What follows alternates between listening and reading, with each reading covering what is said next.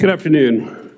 When I was 18 years old, I was faced with a decision that would change my life forever.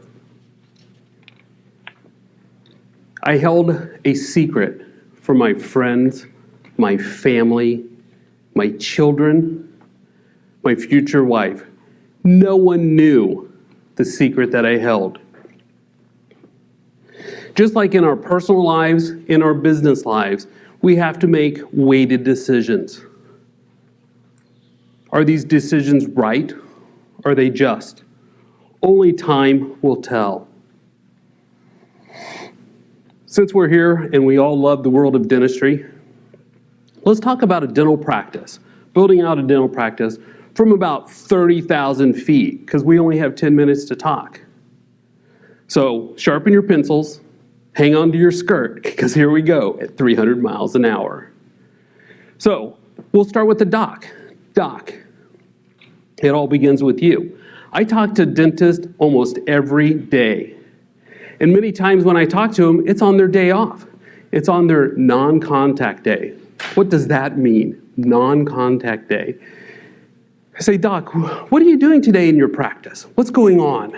And they say, Lee, I'm here, it's Friday, I'm doing payroll, I'm updating my Facebook page for the practice, I'm gonna do some changes to my website. And I go, whoa, are you kidding me? You're really doing this? So let's weigh and balance what's going on here. How much do you produce per hour at the chair? How much would it cost to outsource those tasks? Let's put this together. Look at the math, weigh and balance the long-term results. What does that mean? Every dentist has a practice or needs a practice. Again, we're making decisions. Do we buy a practice, an existing practice? Do we build one up from the ground up? Do we purchase a building? Do we lease space? Again, we're measuring. What is best for us? What's best for the practice? What's best for the people around us in the long term? Now, every practice has a backbone, a pulse, and who is that? It's our team members, is it not? They're the ones that make the thing happen. Hiring team members can be hard. Dismissing team members can be even harder, right? So when we're hiring team members, we need to look at who we're hiring. Are we hiring people that are just a reflection of ourselves? People just like us? If we do so, we're basically hiring just our friends, our new friends, people to go drink with, because they're just like us. In a dental practice, I see that we need different types of people, different personalities. We need people that are doers, people that are ideal people, the people that are the get-it-done people, the organizers. We take all of those together and we mash them together in this little ball that we call our team. We create this machine in our practice. And when we have this coordinated team, what should we do with them next? Let's train them. Let's invest in them. Let's give them the power, the knowledge that they want and desire.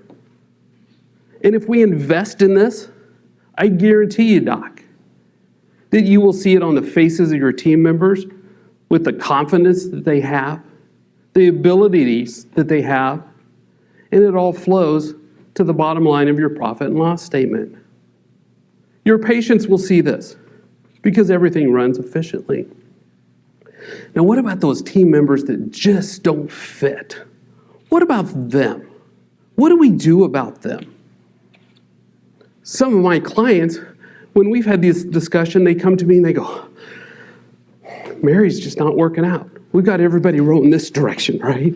But Mary's going this way. I don't want to fire her. I'm scared to fire her. What should I do? Again, weigh, balance. Let's invest in somebody in our office. Lift them up.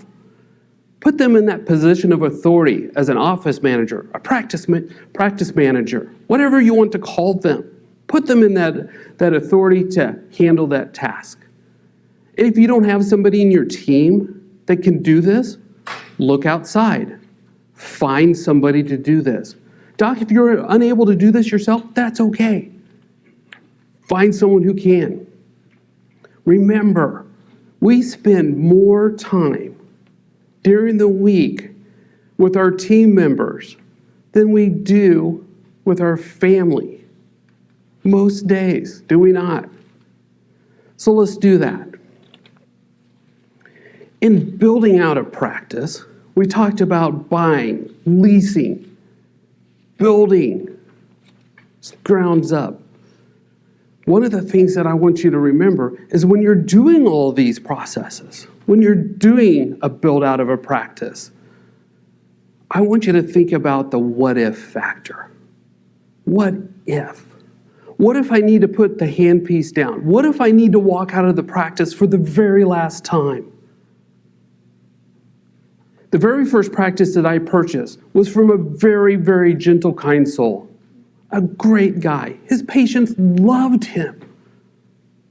But his wife got very, very sick. He needed to sell.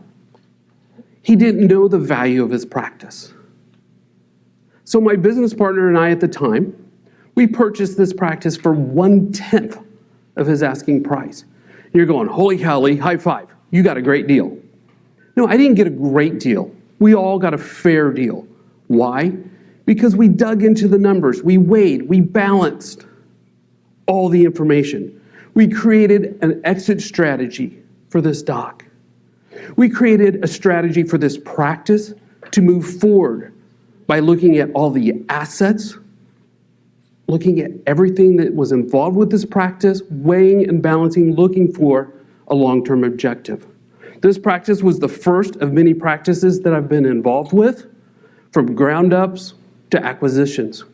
Each one of those practices had a goal, a business plan to move them to the future. And when needed, we took that information and went to the bank and said, hey, can we borrow? And they said yes, because we were organized. Now we've got our office, we've got our doc, we've got our team. What's next? The doc's feeling pretty good. They're thinking, I'm in a good place. But all of a sudden they have this epiphany and they say, hey, I want more. What does more mean? Is it more patients? Is it bringing on an associate? Is it more time off? Or is it even possibly setting themselves up for retirement? What does more mean? To get to some of more, sometimes it's strategies of marketing. What type of patients are we looking for? Before we spend $1 in marketing, we should decide, who are we looking for? Are we looking for a service-driven patient? Implants, sleep app, cosmetic dentistry. Are we looking for a patient that's just looking for a doc, looking for a dentist, or perhaps a deal or an offer? Are we looking for a patient that's a combination of both? Again, we weigh and balance this information that we have at this time, looking for the best long-term results. At the beginning of this, I told you that I had a secret that was created when I was 18 years old. That secret, I'll tell you about. What it was my girlfriend and I at the time had a child. We were so young. We wanted the best thing for this child. And we knew by weighing and balancing all the information that we had at the time that we wanted the very best for this young lady. With our hearts and our minds, we made the hardest decision that I ever made in my entire life. And you're probably guessing, yes, we ended up putting her up for adoption. Now this story has a turn because we took that moment and weighed and balanced the future of this child, what was best for her. 2 years ago, through the magic of science, DNA, spitting in a tube, putting it in the mailbox, social media, 2 years ago, I got a knock. And guess who it was? It was her.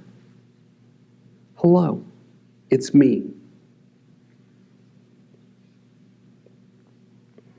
So no matter what happens in your personal life or your business life, it's not always going to be easy.